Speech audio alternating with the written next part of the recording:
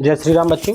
आज हम class 10th English का चैप्टर नंबर 3 फर्स्ट फ्लाइट के बारे में पढ़ेंगे। ये चैप्टर नंबर 3 का पार्ट 1 है। इसके बाद है ये ब्लैक एरोप्लेन। ठीक है ना। तो इस चैप्टर में जो फर्स्ट फ्लाइट है उसमें हम पढ़ेंगे। ये काल्पनिक कहानी है। काल्पनिक कहानी यानी मन से बनी हुई कहानी है।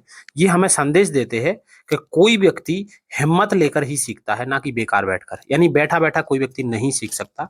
ये एक सीगल, एक पक्षी है जो कि समुद्र में मछलियां जो रहती हैं या समुद्र में जो छोटे छोटे जीव रहते हैं उनको खाकर अपना पेट भरते हैं। तो उस पक्षी की कहानी है, उन पक्षी की स्टोरी है।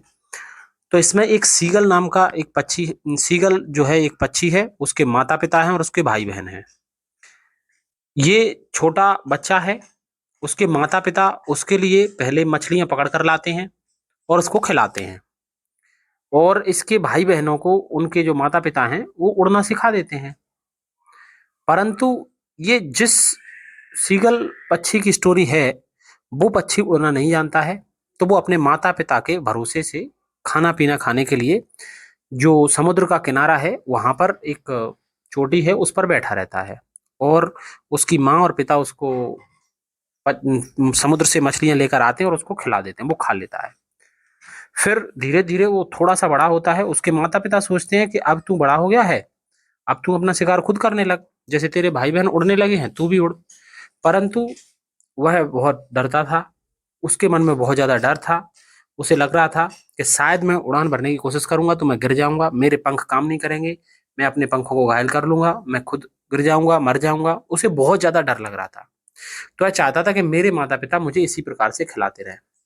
परंतु माता पिता जानते हैं कि एक बच्चे को हम बैठकर कब तक खिला सकते हैं, उसे जब तक उसने अपने पैरों पर खड़ा होना नहीं सीखा तब तक वो जीवन में कभी आगे नहीं बढ़ सकता।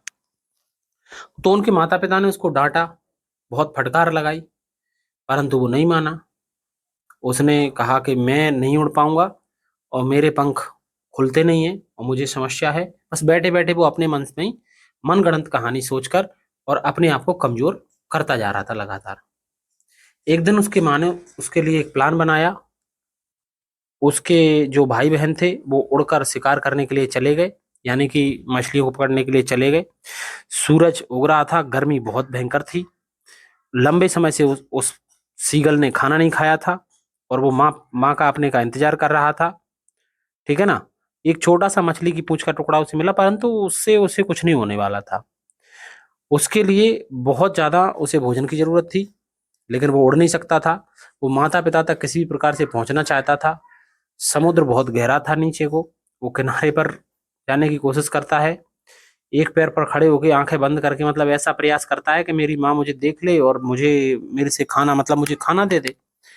परंतु उसकी माँ, उसको लग रहा था कि कोई नहीं देख रहा है, परंतु उसकी माँ उसे देख रही थी।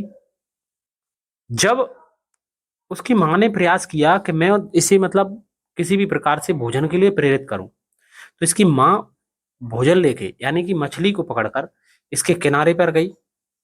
इसने जैसे ही देखा कि माँ मेरे पास आ रही है, ये बहुत खुश हो रहा था कि अब तो मुझे भोजन मिलेगा, बहुत दिन पर मैं बहुत समय से भूखा हूँ, कुछ नहीं खाया। परंतु ये जैसी माँ के पास, माँ इसके पास से निकली और माँ ने इसको भोजन दिखाया, और इसको लगा कि अब मेरे मुंह में भोजन आने वाला है, आने वाला है। और आते से ही इसने आंखें बंद कर ली। इसको लगा कि अब बस मुंह में आने वाला है भोजन, माँ देने वाली है मुझे। परंतु माँ बिल्कुल एकदम बगल से निकलती चली गई। भूख के मारे ये बहुत बुरे तरीके से तड़प रहा था। इसने आगे को हाथ बढ़ाया और ये नीचे को गिर पड़ा। जैसे ही इसने थोड़ा सा आगे को गिरा तो उसको लगा कि अब तो मेरी जान निकलने वाली है। इसने देखा परंतु कि माँ इसके नीचे थी, उल्टा मुंह करके वो माँ इसको देख रही थी, और ये बहुत डरा हुआ था कि मैं गिरने वाला हूँ।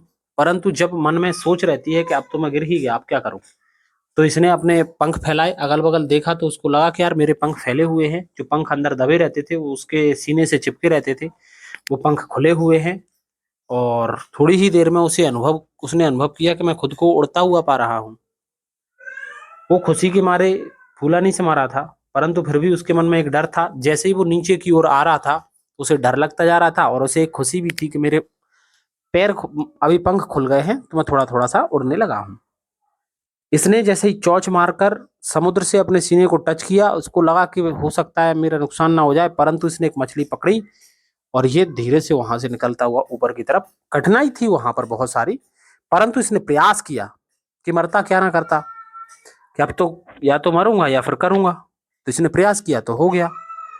इसी प्रकार से हमारी लाइफ में है कि अगर हम प्रयास करते हैं तो हम सफल होते हैं, अगर हम प्रयास ही ना करें, कोशिश ही ना करें, तो हम सफल नहीं होते।